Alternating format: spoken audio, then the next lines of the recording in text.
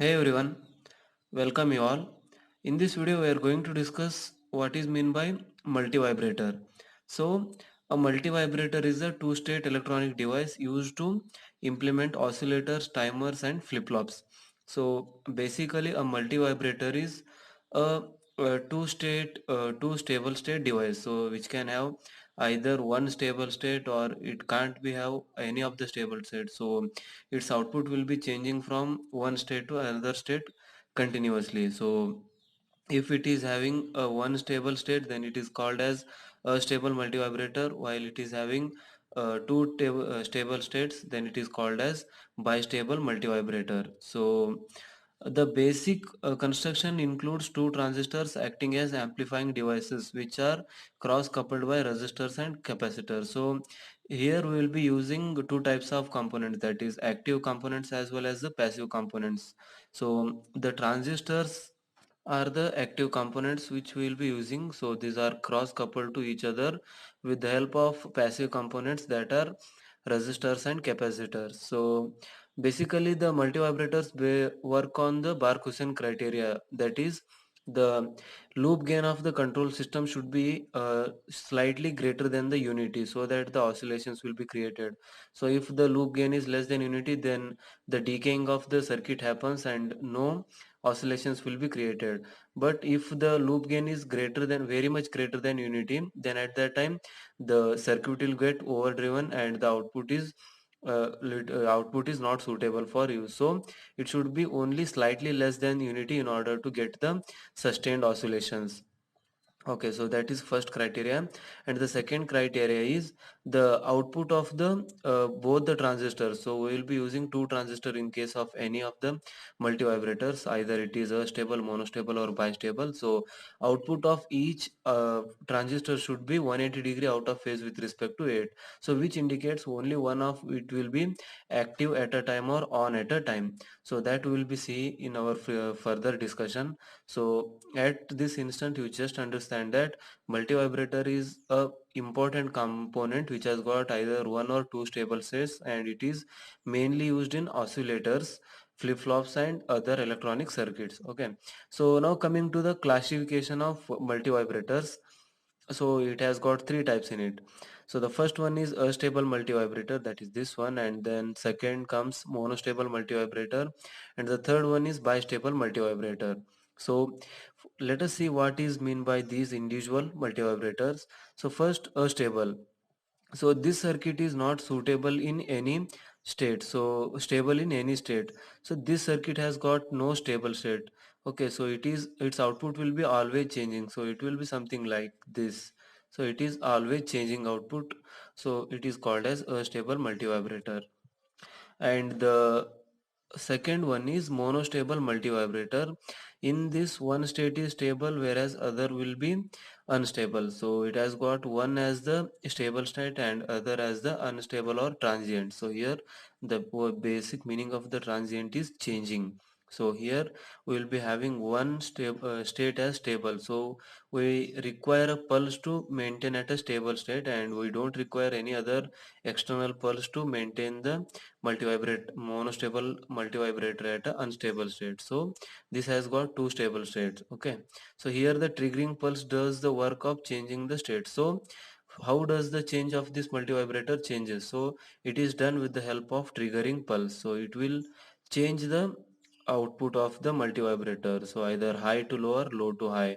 So high is the one stable state and low is the other stable state. So depending on the pulse or trigger which we will be applying, the output is going to change. Okay, so the last one is bistable multivibrator. So the bistable indicates two, so it has got two stable states. Okay, so this has got no stable state and it has got one. So it has got zero stable state, it has got one stable state, and this has got two stable states. So this sequence you should remember. Then the bistable, in this the circuit is stable in both the states, that is its state can be changed by triggering the pulse. So here the circuit is stable in both the state means it is stable in high state as well as low state. So it can remain in the high state as well as the low state. So this is the brief classification of multivibrators depending on the states which will be. What is meant by monostable multivibrator? So in our previous video we have seen what is meant by multivibrators and what is the classifications. Okay, so this multivibrator has got one stable state, monostate, so that's why it is called as monostable multivibrator, because it has got only one stable state. So the stable state is 0 for this one. So for any multivibrator the stable state will be lower state, because it don't require any external power supply or external trigger to keep that state, whereas the unstable state is the one which is triggered by the pulse, and it is only for short duration of pulse, and that duration is determined by the resistor and capacitor, which forms the time constant of the network, okay, or the circuit. So for any, the stable state will be low and the unstable state will be high.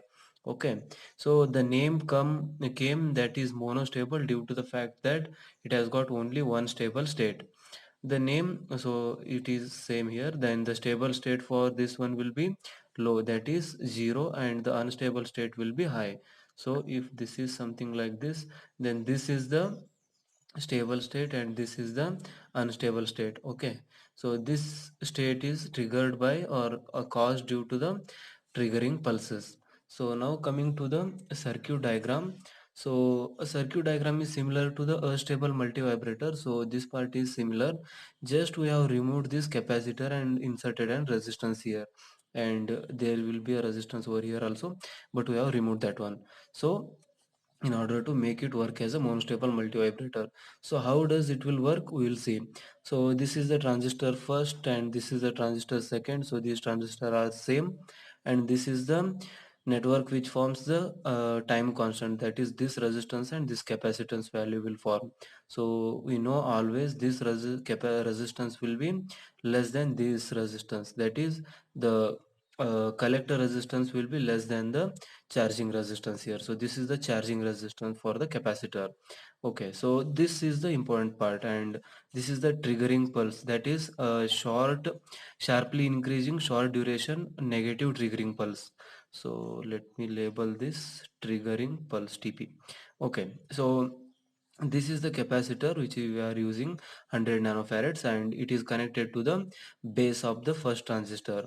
Okay, so what will be happening is, let us say we have applied a 5 volt VCC here. Okay, so as soon as you apply 5 volt VCC, directly it will pass through RT resistor, that is this resistor, and it will come to the base of the second transistor. So this base has got a zero point 0.7 as the breakdown voltage, and the current which will be passing through it will be VCC minus zero point 0.7 by RT, that is resistance which is present over here. So this much of current will be flowing through this network, that is it will be coming like this and going to the ground. So due to this fact, these transistor will turn on, and at that time the voltage which will be present initially will be up to VCC here. Okay, so as soon as the transistor get activated, it will be something like short circuit, so the voltage here will be dropped down to 0. So this will go to 0 here. So that's why whenever there is a whenever it becomes on, initially it will be 0, and as soon as it is activated, the output will be 0. So now the pulse is something like, so this is the output pulse. Okay, so we have not yet applied any trigger for this circuit, so the output is equal to 0, and this is the stable state for this one, this circuit. Okay, all right, so we come to know that how the output is going to 0 because of this short circuit connection which is made by the applied VCC. Now assume that a negatively sharp negative pulse is applied here, so which will easily pass through the capacitor due to the sharp changes in the polarity. Okay, so this negative pulse is sufficient to produce an voltage of zero point 0.7 volt. Okay, so whenever it produces an zero point 0.7 volt voltage across this base, then this will get activated or it turns on, and this capacitor, which is fully charged in the previous cycle, will start discharging through this transistor. So the voltage or the capacitance of this capacitor will decrease now. So at that time the output is going to be high, because at that time this will going to turn off due to the current will be flowing like this now, because this will start discharging now. So that's why for a duration of pulse the output will go high and again it will come low. So the important fact here is that whenever we apply pulse and the voltage at this point becomes zero point 0.7, so at that time due to this negative voltage it will be minus zero point 0.7 at this point. So it will induce an minus zero point 0.7 voltage. So this is plus here, and it will produce a negative voltage of zero point 0.7 because the positive plate will be discharging through this short circuited path. So here the negative potential will be produced, and that same negative potential shows or comes across this transistor T2. So whenever there is a negative potential, this transistor is previously on. Okay, so it will now go to the off state. So it becomes open circuit. So whenever it becomes open circuit, at that time the voltage at this point will automatically goes to VCC, that is it will become again 5 volt. So it will become 5 volt. So that's why the output is going from 0 volt to 5 volt here. So the output has now come to the 5 volt. Okay, so this will be continued for some period, that is time constant t, which is determined by R1 and CT value. So depending on these two resistance and capacitance value, this period of time, this pulse time period will be decided. So it will continue up to for some time period, and then it will gradually come to the zero. Okay, so then again it will be eagerly waiting for other pulse to go to the next high level state here. Okay, so assume that, and again we have applied another pulse here, then it will again induce the same effect here. It will produce an zero point 0.7 voltage, and due to that a negative voltage will be produced here, and it is applied to the base, and then the this will be open circuited, and the output will again go to the 5 volt, and again it will be coming. So like this we will be applying a short duration pulse, and for that the output will be higher. So it will be something like, so this is input. Okay, so this is the input, then we will be having a output like this. So it will go higher, again it will go for some period of time, then again it will go low, then again the next pulse comes here, so again it has to go high, then again it will come down, again next pulse is here, so it will come up to here, and then it will climb up. Then according to the RC value, the time period of this higher or unstable state will be decided. So this is the unstable state, and this zero value is the stable state for this monostable multivibrator. And so until now we have seen how to construct with help of transistor. Okay, so now we can use the NOR gates also to construct an monostable multivibrator. So here is the circuit for that one. So how it will work, we'll see. Okay, so this is the first NOR gate, and this is the second NOR gate, and this is the voltage or power supply which is applied, let us say 5 volt or logic high. So as we are dealing with binary boolean expressions, we will be taking low equal to 0 and high equal to logic 1. Okay, so that will simplify our work. Then here is the RC time constant producing circuit, that is resistance and a capacitor. So this is the feedback which is taken, and this is the resistance which is connected to the ground. Okay, so initially assume that input is 0, so we have applied a 0, so pulse has not occurred yet. Okay, so the input for this one will be 0, and this will be 0 itself. So whenever it is 0, the output will be, so output is what, y equal to a plus b whole bar. Okay, so whenever the input of this one is 0, the output will automatically go to the 1. So the output at this point is equal to 1, and the charge capacitor is fully charged over here, so there will be plus and minus. So that's why the 1 will forward to this point, and it will be coming here. So for this the input is 1, so that's why the output will going to be 1 plus 1 whole bar, so it will be 0. So for input 0, the output is 0. So this is the stable state. So let us say this is output and it has got a 0 as the output. So for 0 input, the output we are getting is the 0. Now assume that the trigger is applied and 1 occurs at this point. Okay, so 1 is here. Now due to the fact that it is applied 1 here, the feedback is taken as 0 because initially it will be 0 itself, and 1 plus 0 will be 1, and whole bar when you take it will become 0. So now it has occurred 0 here. So the capacitor will follow this path and it will be discharging through this because it has got no signal from this side. Okay, so current will be following this path. So 0 will occur at this point. 0 plus 0 whole bar will be 1 here. So output of this one will be getting 1. So whenever a pulse is applied, the output will be high. So it will go high for some time, and that is determined by again the network time constant, and that is resistance RT into capacitance C. So this multiplication gives the output. So like this again it will be eagerly waiting for the. So again we can observe here the output of the last NOR gate is 1 here. So 1 will be fed back again here, and 1 plus 1 will become 1, and it will eventually make the output equal to 0. So the output will go 0, and again for 0 plus 0 will be 1. So like this we can cross check also. Okay, so the same monostable multivibrator can be constructed with the help of third circuit or third type of device, that is N-channel MOSFET. So here is the circuit for that one. So here the MOSFET which you will be using is the N-channel MOSFET, and here is the LED which is connected and resistor, that is current limiting resistor, and this is the time constant circuit, that is resistance and the capacitor. So here is the switch which is connected to the ground directly.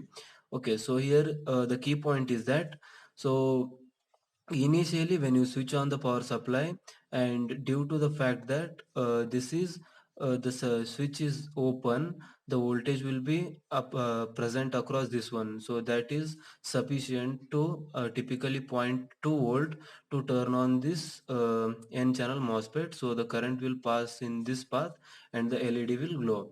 So at that moment the output will be high for this one. So whenever we close this switch, and it is acting like a trigger for this circuit. So when you close this switch, the voltage across this one will be dropped because it is a short circuit and the current will follow low resistance path. So this will be coming like this, and no current will flow through this capacitor. So we are connecting now the gate of the MOSFET to the 0 volt, that is ground. So at that moment it will be like a open circuit, or it will turn off, so it will not conduct and the LED will not glow. So at that moment we can say it has came to the unstable state where the LED is off. Okay, so then it will be lasting up to some time period because the capacitor will be starting discharging. So when it fully discharged, then again it will charge through the resistance R here. So at that time again the voltage drop will be produced across this capacitor, and it will in turn activate the gate of the MOSFET, and then it will be conducting in this path again. So like this we can easily construct the monostable multivibrator with the help of NOR gate or MOSFET. So not only transistor, we can use other components as well as shown here. So I hope you like this video. Please guys, if you found the content useful, then please subscribe the channel and hit the like button and share with your friends. Thank you. Thanks for watching.